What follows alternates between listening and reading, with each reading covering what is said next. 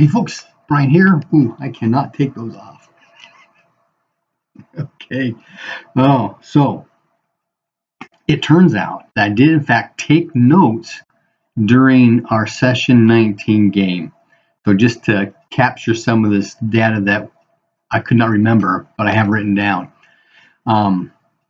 The fellow from Telgar that is now in charge of Hamlet is Sir Blevins. He was a captain in Telgar.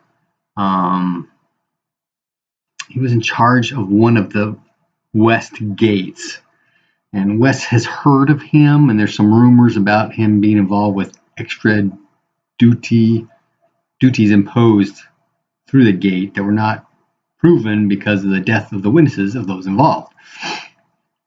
So he's in the tower now. He's got 5 men at arms, and he's hiring local militia to do their thing, help support and defend.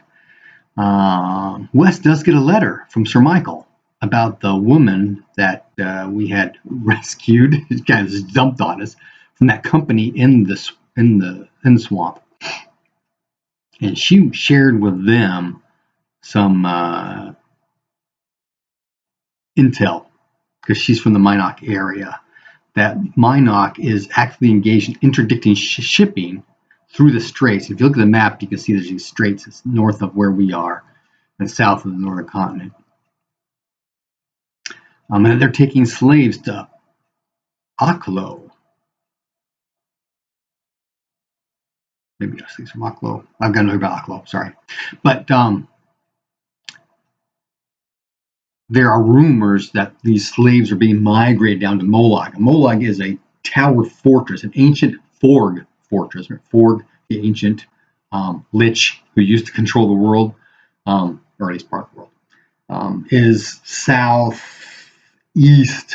of the swamp and where we are and that kind of stuff. But because of this whole slaving and interdicting shipping going on in the straits, not a lot of trade is coming through from Karst, which is on the far end off the map into the north, unless they're guarded. And so it's kind of hinted at that if we ever go to Karst and spy, or that finding out information would be welcome. But that means getting across the strait. We have no idea how that would happen.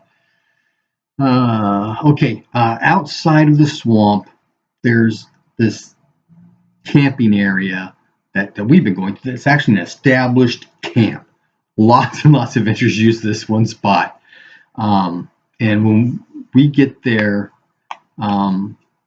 there's already an adventuring party there.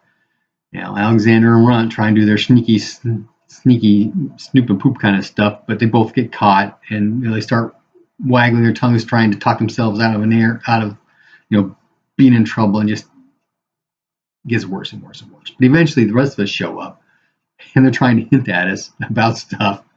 But the story they went with is that we all got separated because of the dragon, and they ask us about a dragon, and yes, there is in fact a dragon out here. We have run into him, and this, that, and the other. There is a female adventurer here. Her name is Lexi, who speaks Norse, which is what everybody else in that party speaks, but also speaks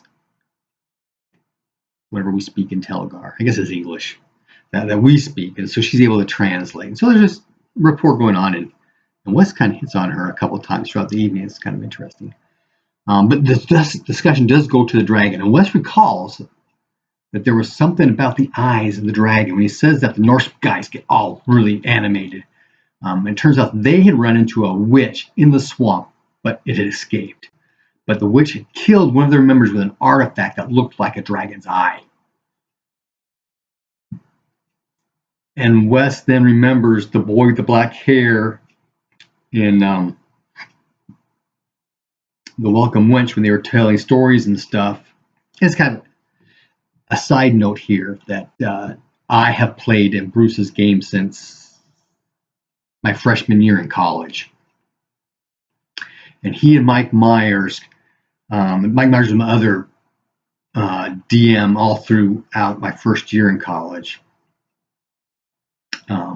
they kind of share worlds and world building and lore and mythology, right?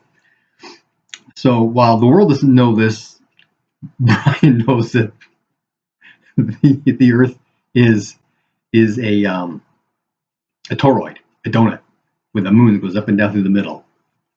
And then there's another one that goes around the outside. I don't know if it's this way or this way, but there's another moon.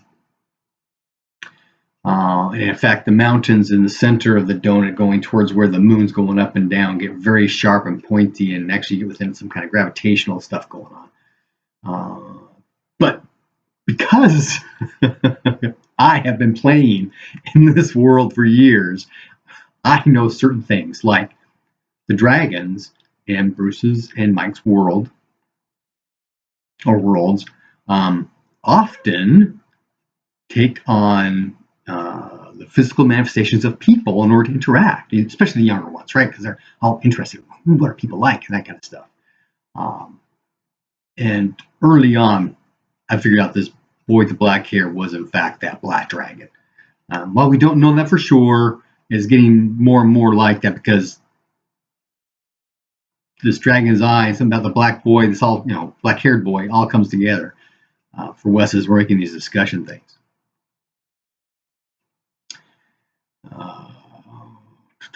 Okay, when we came across the splash of acid that Runt, or maybe it was Alvin, one of the two of them, I keep them confused all the time, sorry guys, goes tripping through to figure out what was in there, turns and sees the dragon, he turns and he just takes off the other direction, and we all kind of turn. Actually, Wes turned. Raymond dived for the swamp off the edge of the road, and somebody else followed me. Tindo followed with him.